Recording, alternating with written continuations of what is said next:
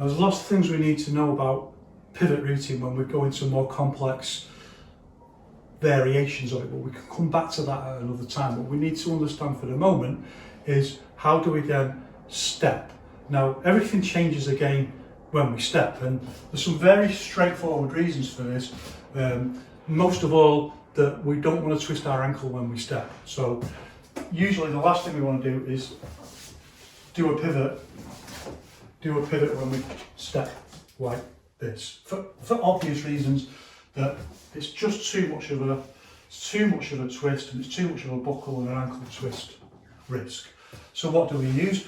We use what we call seeking step. Seeking, S-E-E-K-I-N-G, seeking, like it's looking, it's searching. So it searches for the floor, like a bit of a Michael Jackson step. It's seeking, and the ball of the foot hits first, and then the back foot. So it kind of slides a little bit like that into the step, seeking step. There's various reasons for doing this, and there's two really important ones. One, it's more stable, and that's exactly the same rationale, by the way, as keeping your back foot flat when you do a cross. That's why some people say keep your back foot flat, because it makes a more stable stance, even though it's not quite as resilient. Even though you can't push into it, nevertheless it makes a more stable stance. And this is why I'm saying, like, lots of things can be right within the structural paradigm of each one. Different ways of doing things can be correct.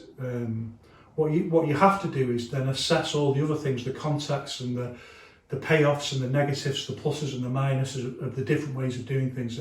Well, that way's more stable, but this way it's a little bit more of a resilient, and you can add more power into it if you do the pivot routing. But if it's flat, it's more stable. If you pivot routed, it's easier to move.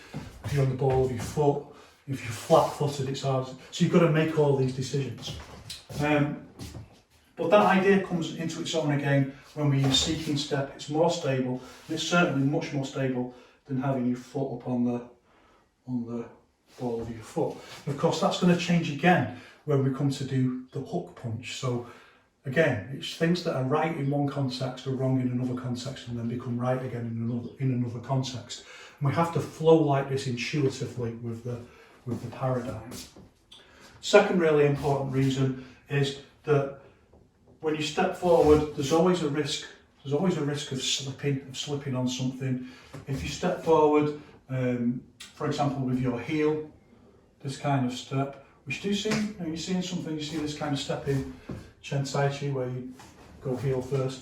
If you slip on your heel, or even if you're flat-footed, or if you're just not really, you just don't train this at all, so you don't even think about it, but you land kind of flat-footed and you land with your heel a little bit first, or even just flat-footed and you slip, there's kind of nowhere to go, right? You're just going to slip forward like this, and you're going to be in quite a vulnerable position.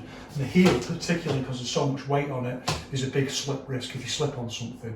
And then, well, I've done this, you've probably done it yourself, where you can actually really hurt yourself with a sudden, unexpected jar like that. And of course, it makes you very vulnerable. But with the seeking step, if you land with the ball of the foot, then there's just a little bit of a slide. And even if you slip, then you've got the heel to land on the floor to just stabilise you. So you're still in a very vulnerable position, but not quite as vulnerable. So it just makes a little bit more sense. And the third very important reason is it brings your intent better into your feet, so that you, and everyone will have seen this kind of movement in each one, but what you're probably not usually doing is looking at the feet and the way that the feet are using seeking step all the time. And what that's doing is it's bringing the intent into the feet, so you're just more aware of what they're doing, and they're looking for things like, your opponent's foot and leg are in the way. So if you're using seeking step this way, you've got less chance of clashing with their foot than if your foot is side on like that, and that's another very common way of stepping like that, side on. Again, it's context. That might be really good in boxing, because like in boxing you can twist your whole body into it like that, but then in boxing they can't just boot your leg out from under like that. I mean, you can still have your leg booted out from under you like that, of course, but it's just a little bit, you're just a little bit more able to,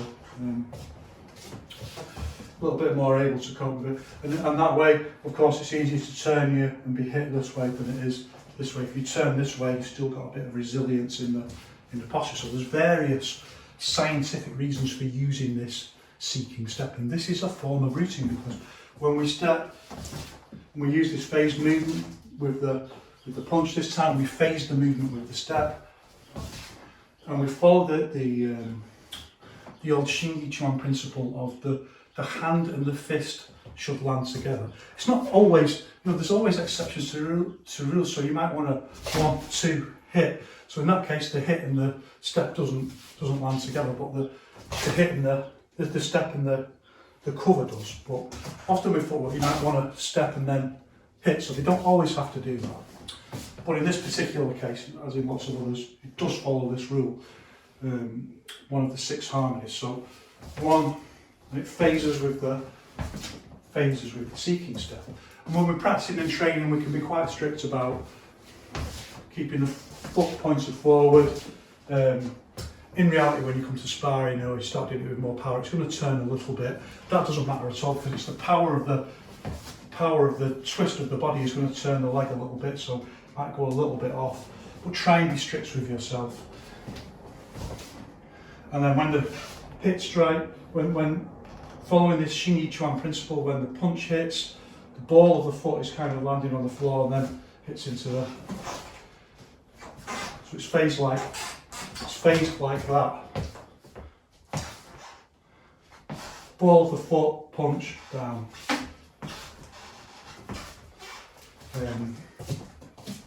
But it's done so fast that you might as well say that it's all happening together.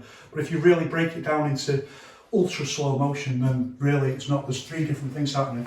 1, 2, 3. 1, 2, 3. But you do it so fast that in effect it's all, the hand and the fist are landing together. And we can use the seeking step then for various different things, but not everything. So jab, elbow, forearm strike, this way, uppercut. All of these can use seeking step. But when it comes to the hook, we can just turn our foot out a little bit with the step this way and just phase it in this way.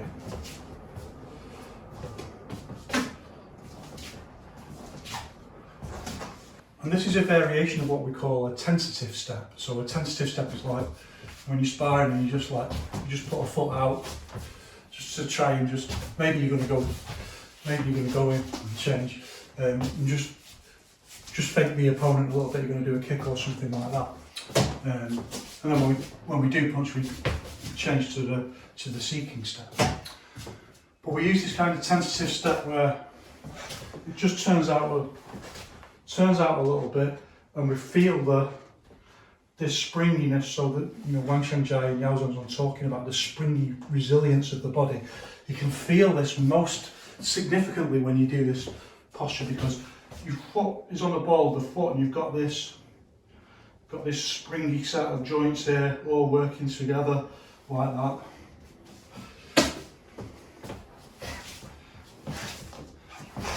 And you just turn in a little bit like that with the hook, and that's to allow you to get the twist into the punch. That's to allow you to get the power in.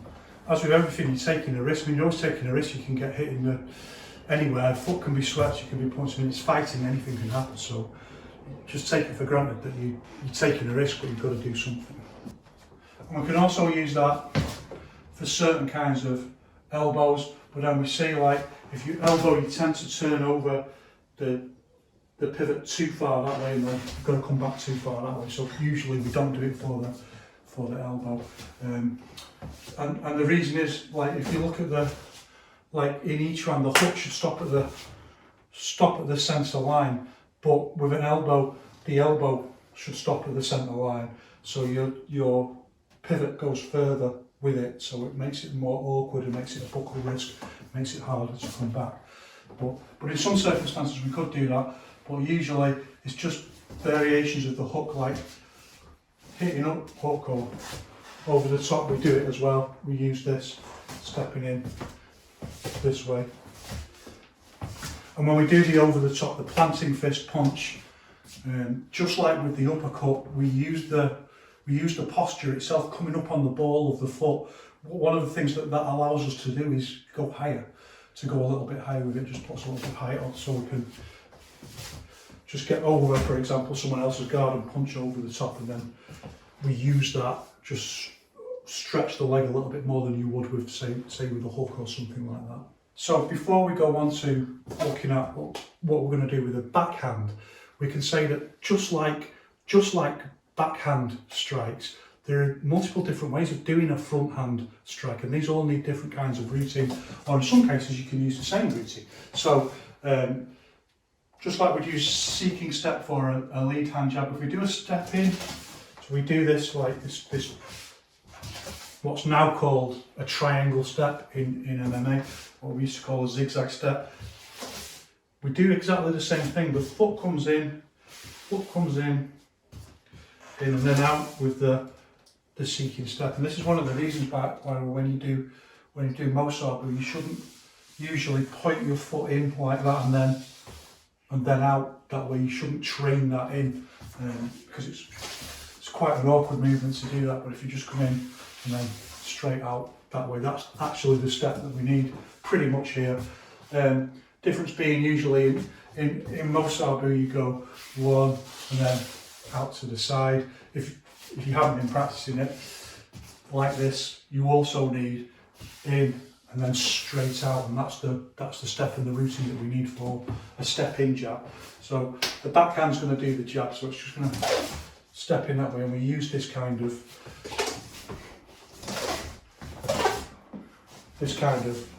step. Well, one of the really important things that we try and develop in each one is being ambidextrous. So we want both ways, in and then change. And what changes here is usually when we use the seeking step routine is that we lift and then slide down from the ball of the foot in. With the step through, usually it's just ever so slightly flatter movement. So with the normal seeking step, you come in at more of an angle like that, and with the step through, you wouldn't normally like kind of lift your leg up through like that all the way, going like that. I know you see some people do that, and I've done it myself, and the further back in time you go with Yiquan people, the more you see them doing that, lifting the foot. And again, it's something that Yaozong's started adapting and changing.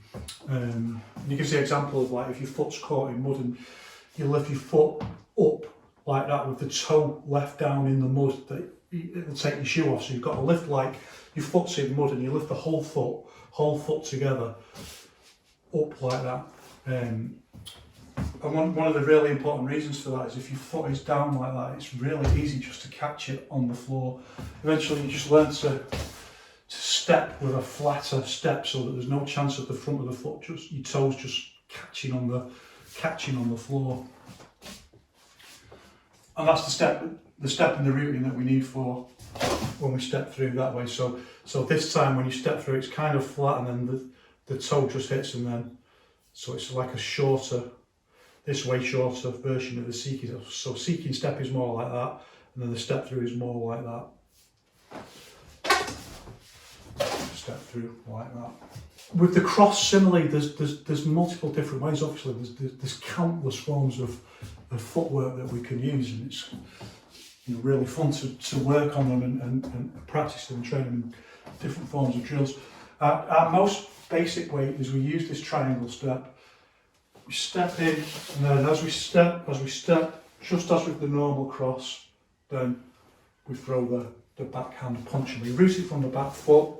And the kinetic chain goes all the way down, and we push from the back foot, and because it's kind of on the ball of the foot like that, it's resilient. We can hit with force. It's not just going to ping us back, hopefully, unless we're hitting the Incredible Hulk or something. And really it's just step and then throw the cross. But if we can get it right, if we can get the step right, then the step itself can add some force into the punch. Now, when we talk about whole body force, whole body power, that doesn't mean putting your body weight behind a punch. It means your physical mass times the energy that you can develop from a fast twitch movement and then just solidified by the way you hit it. It doesn't just mean that. There's a whole thing about the way your whole body integrates to develop a certain kind of consistency and elasticity and springiness when you hit. Just beyond the scope of what I want to talk about today. But adding movement in, adding the movement of your whole body weight forward can add power to a punch, and we don't want to look down on that, because everything we're trying to do is to add as much power as possible to every technique. So what we want to do is time it so that we don't just step and then root it. We want to flow into the root. So we want to flow into the, so we use the momentum of stepping forward.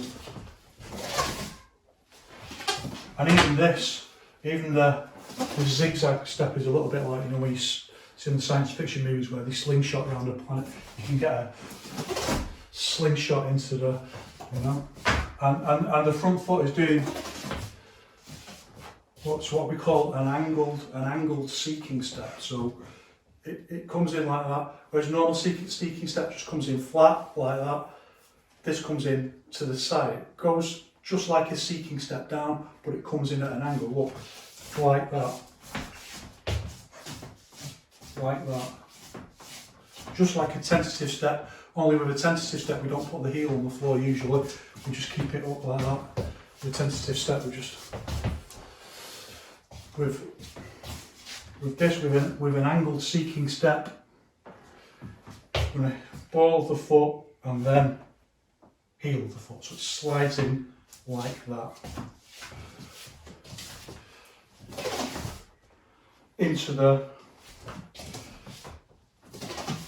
but it finishes because we twist the hips. So it might, the step usually, because the way it comes in at an angle, look, the way it comes in at an angle, it's usually pointing a little bit off the centre line, but then when we throw the cross in and turn up off the back foot, it usually just pulls it a little bit straight, and then our structure is solidly rooted then right down to the back foot.